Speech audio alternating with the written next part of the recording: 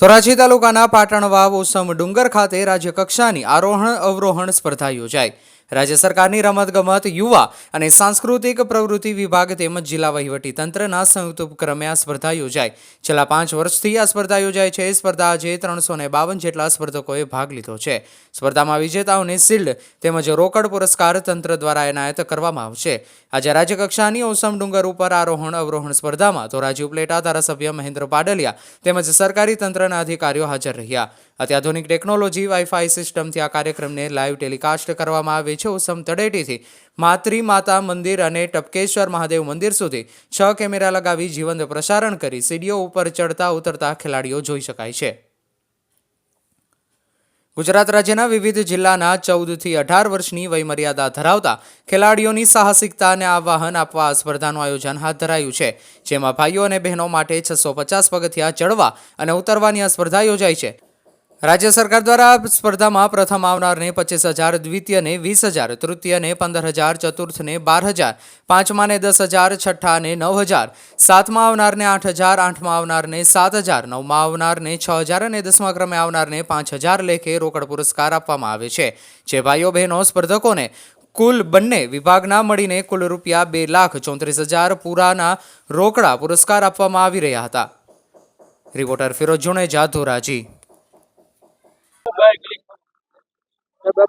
Doctor Mahendra Padaliya, ધારાસભ્ય, ધોરાજી ઉપલેટા વિસ્તાર। આજરોજ ધોરાજી તાલુકાના પાટણવાવ મુકામે ઓસમ પર્વત ખાતે રાજ્ય કક્ષાની 5મી આરોહણ અવરોહણ સ્પર્ધાનું આયોજન થયું અને એમાં 352 જેટલા બાળકોએ ભાગ લીધો। 352 જે બાળકોએ ભાગ લીધો એ બાળકોના એક ચહેરા ઉપર અલગ પ્રકારનો ઉત્સાહ અને આનંદ જોવા મળ્યો। એની પાછળનું કારણ એ છે કે બાળકોમાં ખૂબ સુસુપ્ત શક્તિ પડેલી હોય છે, બાળકોમાં ખૂબ ઉર્જા છે। એને ખીલવાનું કામ એ આપણે સમાજનું ને સરકારનું છે અને રાજ્યના જે યુવા રમતગમત અને સાંસ્કૃતિક વિભાગને આ માટે હું ખૂબ ખૂબ અભિનંદન આપું છું કે આ પ્રકારની સ્પર્ધાનું આયોજન કરી અને બાળકોની શક્તિને ખીલવવા માટે ખૂબ સરસ પ્રયત્ન થયો છે। સ્થાનિક અને જિલ્લાના વહીવટી તંત્રે પણ ખૂબ સ્પર્ધાને સફળ બનાવવા માટે ખૂબ સરસ મહેનત કરી। સર્વને ખૂબ ખૂબ અભિનંદન, ધન્યવાદ।